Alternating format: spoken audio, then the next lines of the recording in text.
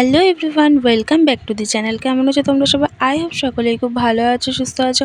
আমরাও বেশ ভালো আছি আর সুস্থ আছি। নতুন আর একটা ভিডিওতে স্বাগত জানিয়ে আজকের ভিডিওটা স্টার্ট করলাম। ভিডিওটা দেখতেই পাচ্ছ বিয়েবাড়িতে এসে শুরু করেছি, কারণ ভেবেছিলাম আগেই ভিডিওটা করব কিন্তু করতে পারিনি।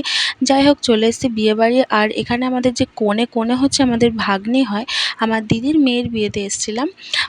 এটা হচ্ছে একটু দূরে ছিল আমাদের বাড়ির থেকে, প্রায় 4টার দিকে। আর এখানে যে স্টলগুলো দিয়েছিল সেদিকে চলে গেছিলাম। আর এই ফার্স্ট টাইম বিয়েবাড়িতে আমি প্রথম, মানে লোকজন এসেছিলো প্রায়। আমরা পৌঁছেছিলাম ওখানে 8:30 থেকে 9টার মধ্যে। প্রথম একদম আমরাই ছিলাম, আমরা কয়েকজন ছিলাম, ওদের বাড়িতে তো লোকজন ছিল।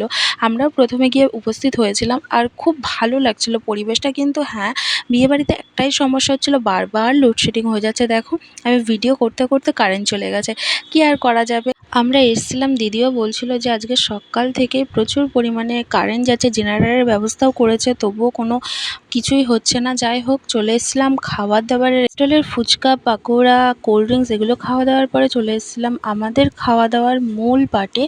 আর অনেকটা রাত হয়ে যাচ্ছিলো, প্রায় 10টা বেজে গেছিলো যখন আমরা খেতে বসেছিলাম। বেশি রাত করব না বলে একেবারে সেকেন্ড ব্যাচে খেতে বসে পড়েছি। আর আমার বোন ওই যে পেছনে, ও একটু রাগ করেছিল, ওকে ছবি টবি তুলে দিতে বলেছিল, ছবি তুলে দিচ্ছিলাম না, যার জন্য রাগ করে আমার পাশে বসেইনি, পেছনে চলে গেছে।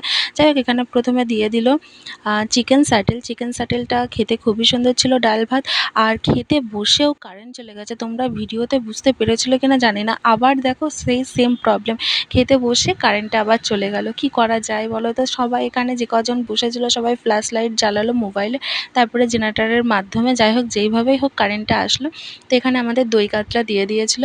খাবার দাবার পরিবেশনটাও খুবই ভালো ছিল, রান্নাবান্না খুবই সুন্দর হয়েছিল। খাবার দাবারের আইটেমও খুব সুন্দর ছিল, ফ্রাইড রাইস করেছিল, চিকেন করেছিল। যাই হোক, চাটনি দিয়ে দিল, পাঁপড় দিয়ে দিল।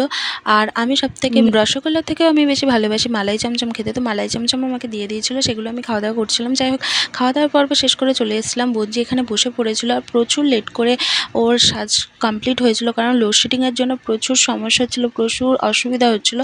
তো এখানে বসেছিল আর কটা ফটো আমরাও তুলবো বলছিলাম ফোন দিয়ে, কিন্তু ফটোশ্যুট করা ওর কমপ্লিট হয়েছিল না। ও ফটোশ্যুট করতে করতে আমাদের জামাই বাবা জীবন হাজির হয়ে গিয়েছিল, তাকে বরণ করে নিচ্ছিল। দিদি চলে গেছিলো বরণ করতে। আর এখানেও যখন বরণ করতে এসেছিলো, এ জায়গার লাইটিংয়ের একটু সমস্যা ছিল। লাইটিং এখানে চেঞ্জারগুলো জ্বালিয়েছিল, তো খুব ভালো স্পষ্ট মুখ বোঝা যাচ্ছিলো না। কিছু দূর যাওয়ার পরে মুখগুলো, মানে লাইটিংটা ভালো ছিল, মুখ না লাইটিংটা ভালো ছিল। তো দেখতে থাকো। আর এখানে রিচুয়ালগুলো যা করার করে নিক, এদিকে তো গেট ধরা শুরু করে দিয়েছে এখান থেকে। আর ছেলের বাড়ির থেকে প্রচুর প্রেশার চলছে, মেয়ের বাড়ির দিয়েও সমানে। মেয়ের বাড়ির দাবি 5,001 টাকা না দিলে ঢুকতে দেবে না। যাই হোক, চলো আমরা বাড়ি যেতে থাকি, কারণ অনেকটাই লেট হয়ে গেছে। আর ফাইনালি বাড়ির সামনে এসে উপস্থিত হয়ে গেছে। ভিডিওটা আমি এখানেই শেষ করলাম।